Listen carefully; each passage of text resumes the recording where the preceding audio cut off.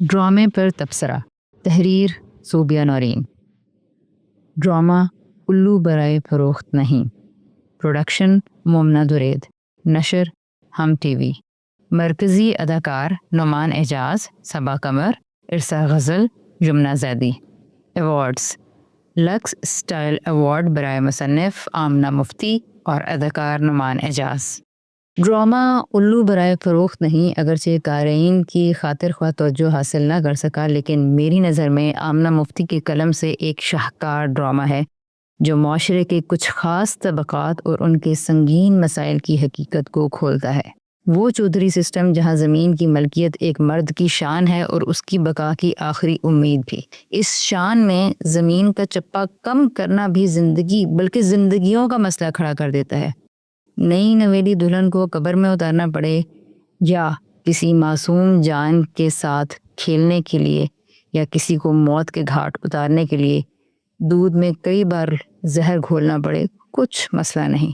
یہ ڈرامہ بتاتا ہے کہ کس طرح ذات پات کے تصورات سے آلودہ اذہان انسان کے تمام فیصلوں کو متاثر کرتے ہیں۔ کئی پہلوؤں سے یہ ڈرامہ ایک بے مثال ڈرامہ ہے جس میں فہم کو شعور دینے والے ڈائیلاگز سامعین کی دلچسپی کو برقرار رکھنے اور ذہن کو گرفت میں لیے رکھنے پر مجبور کرتے ہیں۔ ڈرامہ تمثیلی اسلوب سے بھرپور ہے، مگر آرٹ تو وہی ہوتا ہے جو تخیل کو وسعت پرواز دے۔ ہر قسط ہی اس پہلو کو سموئے ہوئے ہے۔ یہ ڈرامہ جن محاسن کا احاطہ کیے ہوئے ہے اس میں انسانی ہوس کی بے لاگ داستانوں کے علاوہ کرداروں غلام فرید گلِ رانا، آسیہ سر چوہان، چودھری یعقوب ملکانہ اور میاں اسحاق سے لے کر سید ملنگ، ولی محمد، ساجدہ گولی، بطول خالہ سمیت دیگر سب کے سب زبردست ہیں۔ فنکاروں کی اداکاری لائق توجہ اور قابل داد ہے۔ دل پر ہیبت طاری کرنے والی کاشف نثار کی ڈائریکشن اور بیک گراؤنڈ میوزک کا بھی نہایت اہم کردار ہے۔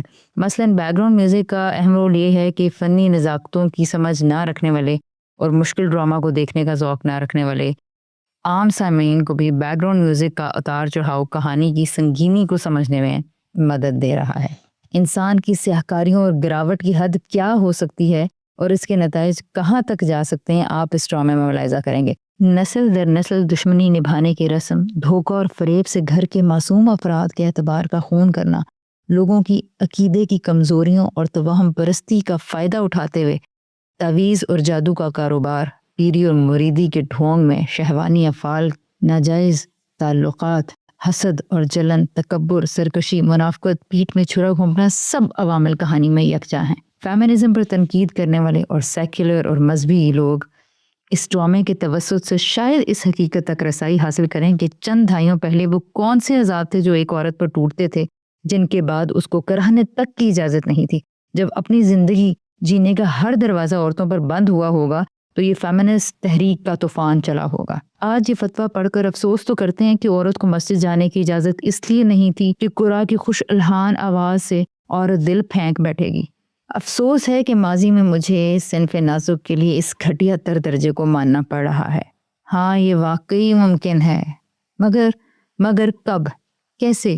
یہ ڈرامہ آپ کو بتائے گا کہ جب ایک عورت اپنی تعلیم اور شعور کو بلند کر کے بھی برادری کے انتقام اور جاگیر کی دلدل میں دھسا دی جائے، خود کو اٹھانے اور زندہ رکھنے کی ہر کوشش اس کو مزید بے بسی کی پاتال میں دھکیلے، اس کے لیے تازہ ہوا کا کوئی جھونکا نہ رہے، تو وہ اپنے مقام و مرتبہ اور تعلیم و شعور، اپنی اثار و وفا کی فطرت کو نظر انداز کرنے پر آمادہ ہو جاتی ہے۔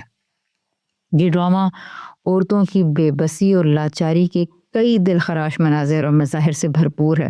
مثلاً حویلی کی ان بلند دیواروں میں جہاں ایک عورت کے لیے اپنے عورت ہونے کا احساس رکھنا جرم سمجھا گیا، وہاں معصوم آسیہ جو اپنی نسوانیت کو سیراب کرنے کے لیے ایک قلعہ نما دیوار میں چھید کر ڈالتی ہے، محض اس لیے کہ حویلی کے ایک نوکر ولی کو دیکھ سکے جو گاؤں میں جادو کے لیے الو فروخت کرتا تھا۔ دوسری طرف کنیز فاطمہ کو خاندان کے مردوں نے جائیداد کی ہوس میں بھری جوانی میں بیوہ کی زندگی جینے پر مجبور کر دیا، جو بعد میں اپنی جیسی عورتوں کی معالجہ بن گئی، لیکن اس کے باوجود اپنے نفس کی آزمائش سے جان نہ چھڑا سکی۔ ایک لمس کی تمنا نے اسے کبھی کسی غیر کے قریب پہنچایا تو کبھی گرد اور غلاظت میں لپٹے ہوئے ملنگ فقیر جوگی کے پاس پہنچا دیا۔ ڈرامے نے اس پہلو کو بھی بے نقاب کیا کہ کس طرح ایک مرد کی آزاد شہوت رانی اور آوارہ نظریں عورت کو ہر وقت کے خطرے سے دوچار کیے رکھتی ہیں کہ وہ اپنے آنگن کی، اپنے گھر کی حفاظت کرے۔ المناک صورتحال ہے کہ اپنے مردوں کی جذباتی آوارگی اور برہنہ نظروں کا سدباب کرنے کے لیے عورت جب مرد کو سمجھانے میں بے بسی اور لاچاری کا سامنا کرتی ہے تو اپنا دشمن دوسری عورتوں کو بنا لیتی ہے۔ اپنے بھائی اور شوہر کے دوغلے رویے اور شہوت پرستی کی سزا گھر کی باندیوں کو ملی۔ کوئی چوڑیاں پیس کے کھا گئی تو کسی کو گنجا کر کے ذلیل کیا گیا۔ آج کی عورت کو یہ سمجھنا ہے کہ عورت جب تک عورت سے دشمنی کرتی رہے گی تب تک اپنے بیٹوں اور مردوں کی جنسی آوارگی کی تہذیب و تربیت کرنے سے قاصر رہے گی۔ اس ڈرامے نے معاشرے کے نازک اور سنگین مسئلوں کو ادبی ذوق میں عیاں کیا ہے۔ تعلیم یافتہ پروفیسر سے لے کے جاگیرداروں کے ہاں بیویوں کی حق تلفی، مال و زر کے بڑھاوے اور بادشاہت کی خاطر کمزور عورت کی قربانی و محکومیت کے دردناک قصے جیتے جی ایک عورت سے اس کی شناخت کو چھیننا بلکہ مسخ کر دینا، شادی کی طبعی ضرورت سے محروم کرنے کے بعد کس قسم کی تباہیاں در آتی ہے یہ آپ دیکھ سکیں گے۔ یہ ستم کہ جب انسانوں سے ان کی زندگی کی حسین صبحیں اور شامیں، ان کا ارادہ اور اختیار چھین لیا جاتا ہے تو کس قسم کے المناک واقعات، فرار کی گھٹیا کوششیں اور بدترین نفسیاتی بیماریوں کا دروازہ کھلتا ہے۔